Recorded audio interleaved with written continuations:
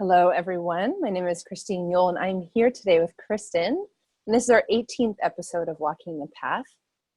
And for those of you who are new to us, we'll just do a brief introduction as to who we are and what we're all about and why we're here recording these episodes. And we'll jump in to our topic for today. So, Kristin, do you want to start? Tell us a little bit about who you are and what you're up to these days. Yes. Hi, everyone. Thanks, Christine. My name's Kristin, and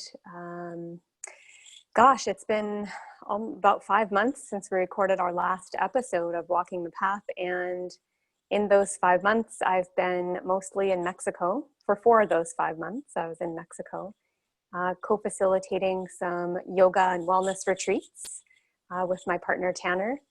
And then we took about a month. We meandered our way up through Mexico, visiting some friends and sightseeing a bit. And then we traveled through the United States, which was really special. We've got quite a few friends and connections there. Some of our elder guides and teachers we got to visit with, and it was really beautiful. And now we've arrived back here on Vancouver Island. We've been back for about maybe 10 days, and we're still getting our bearings here. We host cacao ceremonies, so we're planning a string of those, and we're being invited all over BC right now. So, I thought we were coming back to settle for the summer and just have a little home base, but it's not what's unfolding. So I'm ready to see where we're led and guided. It's an ongoing, adventurous path for me right now, and I'm grateful for it. And I look forward to sharing what happens in the coming months. And what about yourself? What are you up to these days? So I'm in Vancouver now. I was on the island for a few years before this, in Calgary before that. And what am I up to now? And I think that's really a question a lot of us are asking this year, because so much is being redefined and changed. My whole reality has changed in the last couple months, moving in a new relationship, just a life that feels better for my heart, for my body, for my mind. It's a time for me of reintegrating. And it's like reestablishing who I am without having as many environmental things to always contend with. It's kind of a chance to reset and really reprioritize what I value most, what my true needs are, what my desires are, and actually allowing that possibility of my needs being met and desires fulfilled through my moment-to-moment experience. And it's just such an invitation to be really present, really aware, and committed to my life. And my work shows up and clients show up and I keep showing up, and it's such a dynamic time of everything being redefined and reset. So I find in moments when I'm really available to that unfolding, there's a lot of ease and grace. And then those moments when I maybe want to control something or make it a certain way, then I'll be shown very quickly what I'm doing and invited by my higher self, the universe, however you want to name that, to like reset and recommit to life, to choice, and to that allowance. Some would call that space of surrender, where I'm like allowing to the reception of information and the choice to take action to create my life. I love it. I love where you're at right now. It's exciting to see you in that space. Yeah. Awesome. Yeah. So I think for today, those are some of our themes, really talking about trust and surrender and really showing up and committing to our life now. What I found anyways, is that if we start to direct too much of our energy into looking at the world or the earth or just what other people are doing, we can start to move deeper into fear and the sense of instability and what's going to happen, and kind of a fear-based response to that. Where our power is the moment where we wake up to, how can I show up in my life? Who can I benefit? Who can I serve and contribute to? Who can benefit me? What can we create? So that sense of agency. So those are some of the themes for our talk today. Kristin, what did you want to share in regards to that?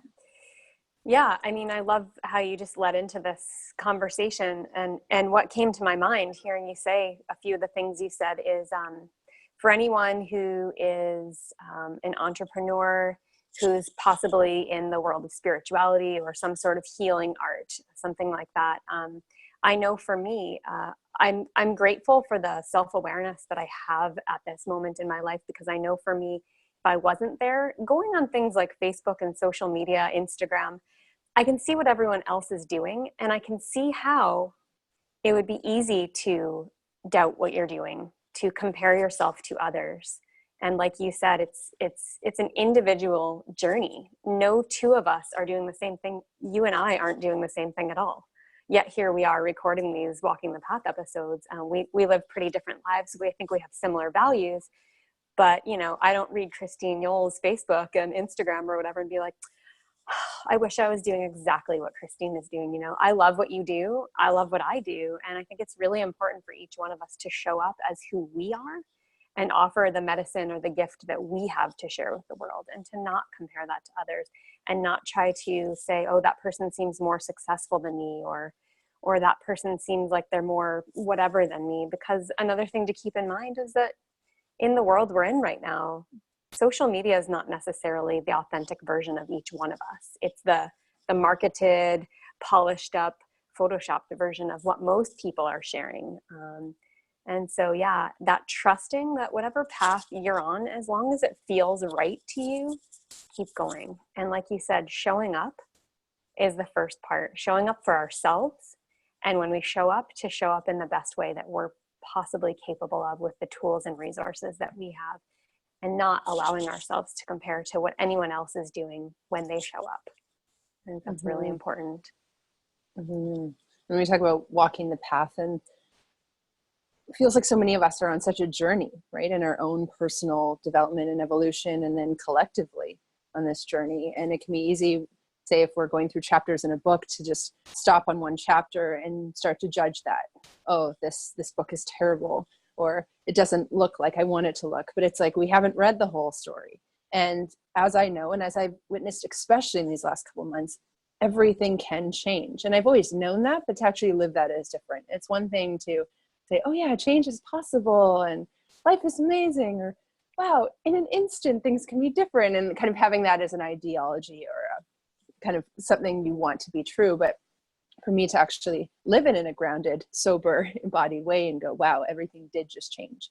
Like I moved, I'm in a different relationship, I feel different within myself, I can show up in a more embodied way, and what I've always wanted or been like guiding myself towards. And so I invite each of us to really just tune in and ask that question, like, what are we guiding ourselves towards? And how is what's going on for us in our lives right now supporting that evolution into what we're here to be and become?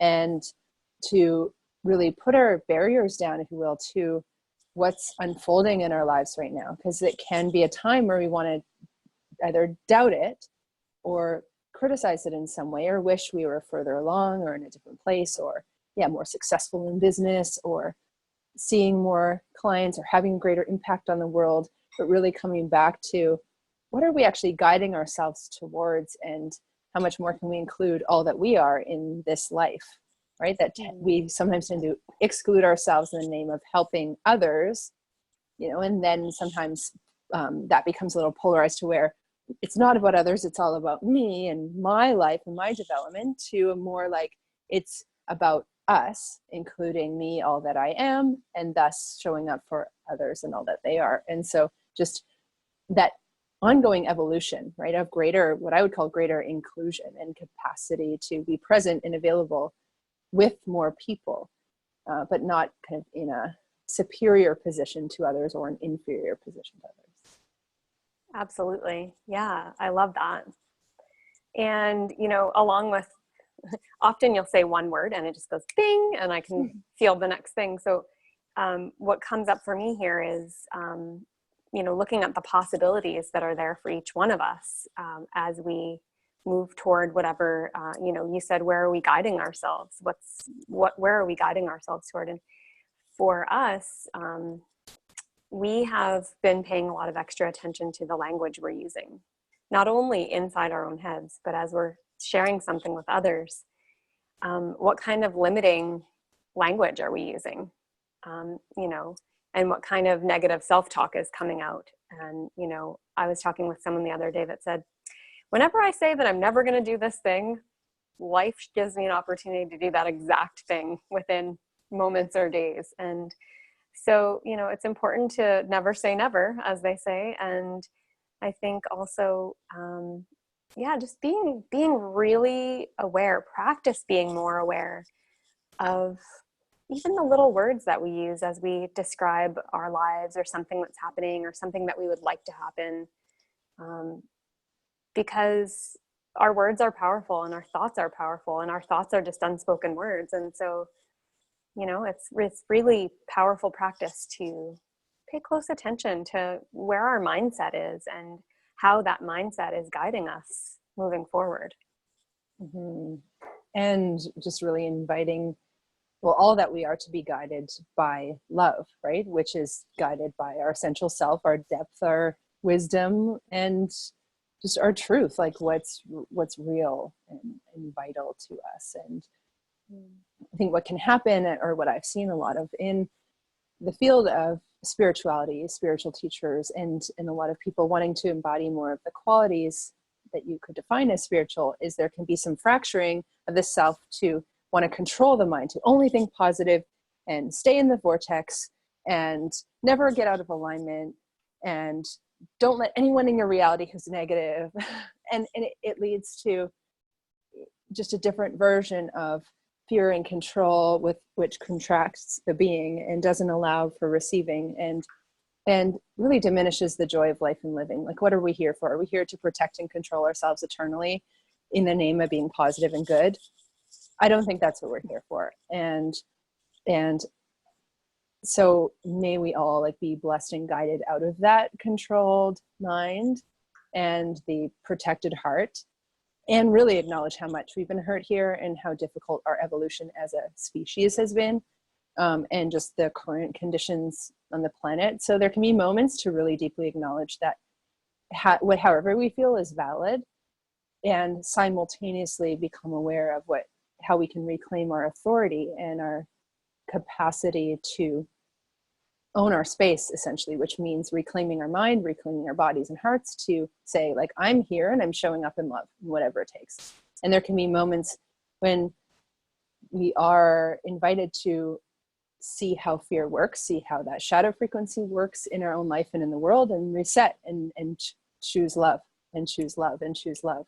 But really having that as a deep, authentic practice instead of a fluffy ideology, because so many of us, myself included, have had moments in this lifetime of being pretty lost in that idea of, I got to keep what's negative out of my space and only allow positive. And then we're really controlling with self, or with others, not allowing others to have their authentic experience because it interrupts ours. We're not allowing ourselves to have our authentic experience in the moment because we don't want it to disrupt other people's good space.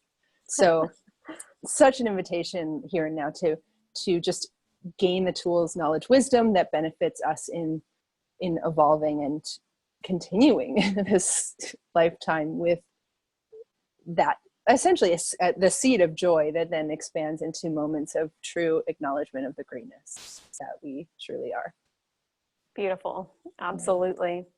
I love it. And yes, I can relate to everything you just said there, for sure, in myself and in many others. And yeah, it's an ongoing practice, for sure. And so with that, kindness, patience, and compassion for ourselves and everyone. And that leads me into the other part of what we said we'd like to talk about, which is trusting, we each are walking our own path. And a lot of us are walking a similar path, or a parallel path, or almost parallel path. And I think what I've been questioning in myself is, how much am I trusting? We can tell ourselves that we're trusting, but, are we 82% trusting today, or, are you 100% trusting today? And, I was sharing with you earlier that for me, if I'm feeling a little bit lost or confused or stuck or blocked, what I've realized is I've just turned it back toward myself and say, am I doing what I need to for me right now? Because, you know, it's almost like it's easy to just be like, I'm just going to wait for the next thing to just show up while I just sit here and stare at a tree. Well, that's good to do sometimes. It can be contemplative and grounding to just be. But also, I think what's really important, and a piece that a lot of people seem to miss, is the action steps, because there needs to be a balance between trusting and action. And when I found when I just do something, anything, maybe I go for a walk, or maybe I do some yoga and meditation practice, or maybe I call a friend that I know could use a little cheering up, or I do any little thing. It doesn't have to be like a gigantic masterpiece or the best idea ever. It just can be anything. And it's getting the movement and the momentum happening in life for myself and empowering myself. And then suddenly all these new ideas and answers and opportunities are presented. And so it's about getting unstuck in the rut when we're in it, which is easy. And I know a lot of people are experiencing that. It's been happening to many people. And being able to stop and question, okay, what is this rut about? Why do I feel stuck? And how much am I trusting right now? Am I trusting that life is going to lead me in the direction that I need to go?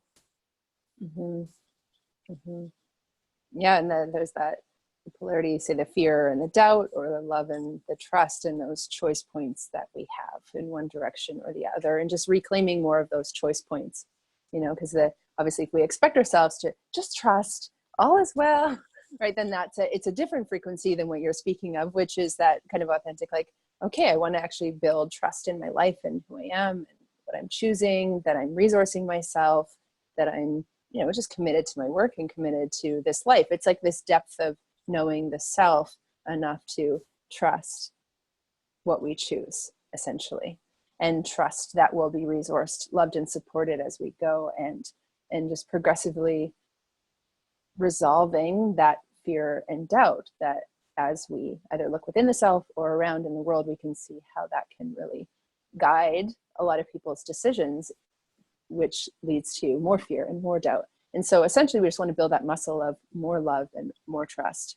and choose again more love and more trust, and just those little moments of choice. Like yesterday I was at a course in Washington State, or in Washington, wherever, yeah, just across the border from Vancouver, and coming home is just like, as I was going towards the border, it's just this wall of cars, and it was just, you know, it was hot, and I could just feel a lot of people just being frustrated and angry that they had to wait in this line. And so I called a friend and I was like, do you know what other border crossings are there? And he just like looked up how the wait times and the distance, and we did all these calculations, and then I chose a different route. And there ended up being a wait at this other border crossing, but it was like next to fields with these cows grazing, and it was really calm and relaxed. So even though I stopped, and it still was about 45 minutes to cross the border, it had a whole different frequency. And so it's not like if you trust your life will be perfect, you'll never have to wait in a line and you'll always get the parking spot. But it's like, no, if you trust enough, that there'll just be more choice points available to you, so you'll never be stuck. The feeling of stuck is just where a moment where we feel we have no agency, no capacity to choose. So it doesn't mean if you trust, then your life will be perfect, there'll be no roadblocks, and you'll just cruise on and walk the path in this miraculous, blissful way. No, it's more just like, if you trust, there'll always be choice points for you to be aware of, and then you'll feel your will, you'll feel your agency, and it's much easier to commit to our lives and receive love and support when we feel empowered. Perfect. I love it. I love that kind of summarization of it all, you know, realizing that we have a choice to move forward in love and trust in order to further empower ourselves. And it's a cycle. And it's a cycle that keeps building upon itself and gets stronger and stronger until we're embodying that, and that becomes who we are and how we show up in the world every day. Mm-hmm. I love that. Well, thank you, Kristin, so much for being with me today. Thank you, all of you, for watching this and tuning into Walking the Path.